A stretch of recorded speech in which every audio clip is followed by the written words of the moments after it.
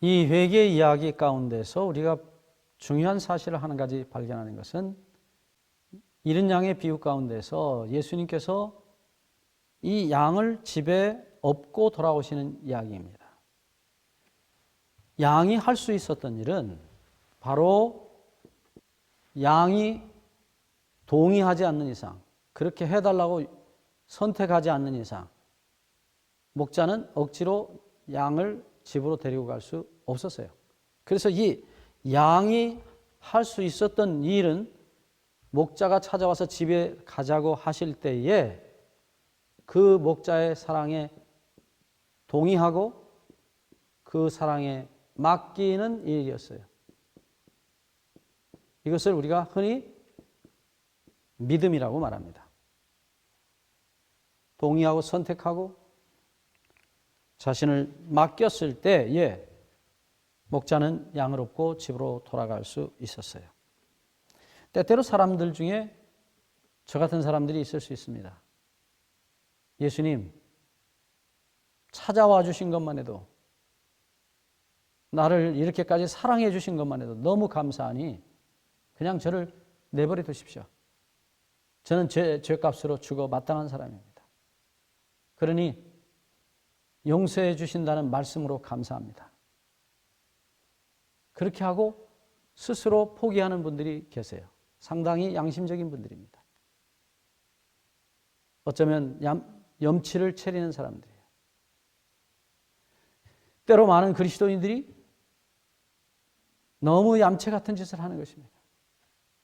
다시 말하지만 죄를 용서받으려고 할 때에 죄는 내놓지 않고 용서만 달라고 말하는 사람들. 어쩌면 정말 표현하기 죄송하지만 아주 얌체 같은 사람들이에요. 세상도 즐기고 하늘나라도 가겠다는 사람. 여러분, 결코 두 가지는 취할 수 없습니다. 반드시 하나는 버려야 합니다. 포기해야 합니다. 그래서 여기서 우리 분명히 기억해야 될 사실은 예수님께서 이 양을 찾아오시고 집으로 가자고 요청하실 때 어쩌면 우리가 할 수 있는 일은 아무것도 없습니다. 좀 더 정확하게 말하면 우리는 예수님의 등에 스스로 올라가서 업을 업힐 수 있을 만한 힘도 없을 수 있어요. 어쩌면 다리가 부러졌고 몸이 다 상해서 움직일 수 없을지 모릅니다. 여기서 우리가 목자가 어떻게 양을 업었는지를 우리가 상상해 볼 만합니다. 그것은 목자의 본능적 사랑이 양을 찾아서 앞다리 뒷다리를 들어서 목자가 스스로 양을 어깨에다 맨 것입니다. 그 일에 거절하지 않고 끝까지 고집을 피우지 않고 그분에게 맡겼을 때에 내 힘이 아닌 예수님의 손이, 목자의 손이 양의 앞다리 뒷다리를 잡아서 목자의 힘에 의해서 양은 등에 업힌 것입니다. 이 맡긴다는 말이 우리 지난번에 공부한 대로 믿음이라는 성경의 단어입니다. 그래서 우리가 예수 그리스도에게 모든 것을 맡긴다고 말할 때는 첫째로 본인이 동의하지 않는 이상 그렇게 맡겨지지 않는다는 사실이에요. 동의입니다. 아주 중요한 단어예요. 동의하지 않는 이상, 선택하지 않는 이상 그렇게 할 수 없습니다. 업고 가시는 것은 목자가 하는 일이지만 양은 반드시 그 사랑에 자기를 맡기는 선택을 해야 합니다. 그렇게 할 때만 갈 수 있는 것입니다. 그래서 이 맡기는 믿음, 이 맡기는 믿음이 성경에 나타난 믿음입니다.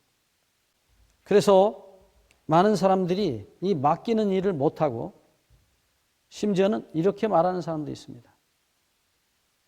예수님, 제가 어떻게 감히 예수님 등에 업히겠습니까? 그러니까 제가 그렇게 할 수 없으니 예수님이 앞에 서시고 먼저 가시면 제가 예수님을 잘 따라가겠습니다.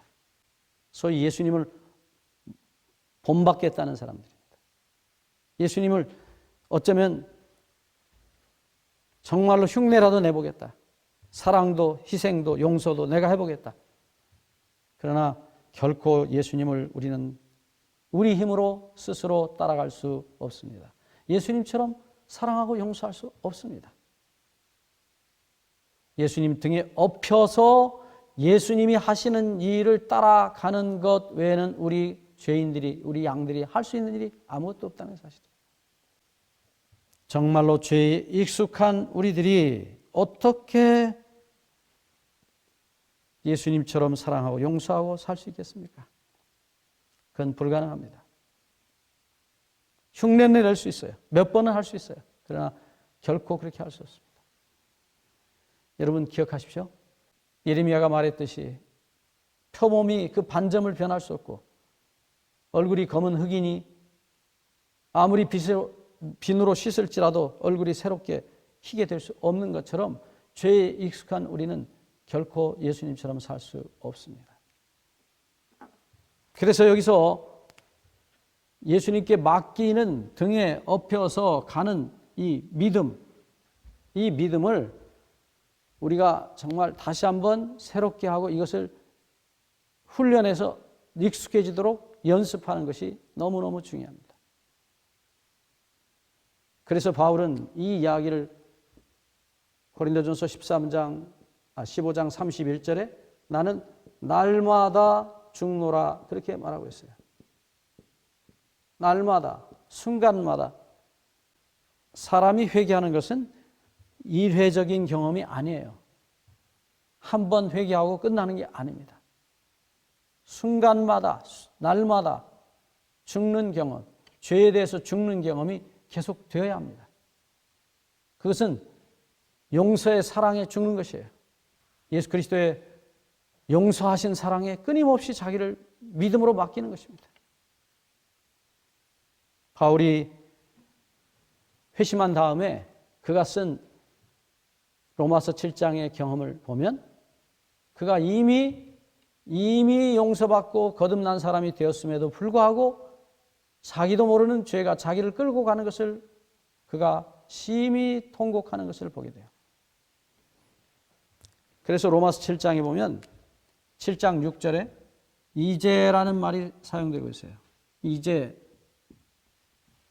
이제는 이 의문의 글자, 문자에 도적질하지 말라, 간음하지 말라, 살인하지 말라 그 문자를 따라서 율법을 지키는 게 아니고 이제는 영의 새로움 속에서 하나님을 섬긴다고 말하고 있어요. 네. 그래서 이 영의 새로움이라고 말할 때는 이미 앞에서 문자도 우리말 번역은 의문이라고 되어 있습니다. 예, 의문. 이 의식의 문자다 그런 뜻입니다. 의식 의자에 글문자를 쓰는데 이건 옛날 어른들이 이렇게 번역해 놓으셨어요. 글자입니다. 문자입니다. 그러니까 우리가 율법을 문자대로 뭐 살인하지 않고 간음하지 않고 그렇게 할 수 있어요. 그러나 우리의 본성, 영은 여전히 죄 아래 있습니다.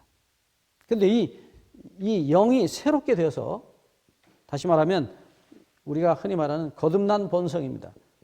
이 거듭남의 본성 속에서 우리가 사는데도 불구하고 이제입니다. 이게 이미 분명히 거듭난 상태에 들어갔는데도 불구하고 로마서 7장 17절에 그런즉 이제는 내가 죄를 짓는 게 아니고 내 속에 거하는 죄가 죄를 짓는다고 말하고 있어요. 여러분, 바울이 그렇게 통곡했던 이유가 이것입니다. 바울이 로마서 7장 24절에서 누가 이 사망의 몸에서 나를 건져낼 것이냐? 내 마음으로는 하나님의 법을 육신으로는 죄의 법을 섬기노라 하고 통곡을 합니다. 사도 바울 안에 두 본성이 생겨 있어요.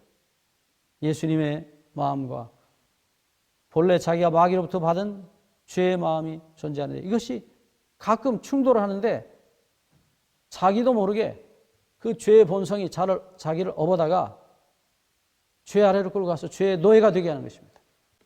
여러분, 그것은 바울이 회심한 다음에 새로운 본성을 받았음에도 불구하고 여전히 죄 아래 살 수밖에 없는 자신의 슬픈 이야기를 하고 있습니다.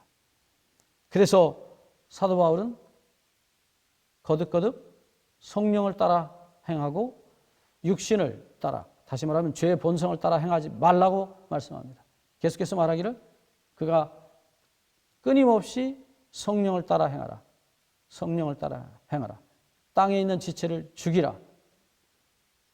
골로새서 3장 3절에 보면 분명히 골로새서 3장 3절에 우리가 죽었고 우리의 생명이 그리스도와 함께 하나님 안에 감추었다고 말씀하고 나서 한 절을 뚝 뛰어넘으면 골로새 3장 5절에 땅에 있는 지체를 죽이라고 말씀하고 있어요. 죄의 본성이 여전히 우리 안에서 꿈틀거리고 있는 것입니다. 새 본성이 있음에도 불구하고 옛 본성이 남아있는 것입니다. 그래서 마르틴 루터는 그것을 가리켜서 우리는 의인이자 죄인이라는 표현을 쓴 것입니다. 우리가 그리스도와 함께 새 사람이 됐음에도 불구하고 죄의 본성이 여전히 우리 안에 존재한다는 사실을 인정한 것입니다. 어찌됐든 여기 바울이 고린도전서 15장 31절에서 날마다 죽노라고 말하고 있는 것입니다. 날마다 순간마다 우리 주님의 용서에 매달리고 어깨에 매달려서 내려오지 않는 것.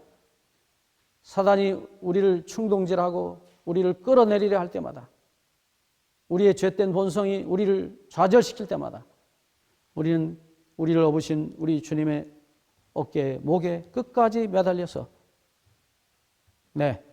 살아가는 것입니다. 이것을 그치지 않는 회개 혹은 그치지 않는 믿음이라고 말하는 것입니다.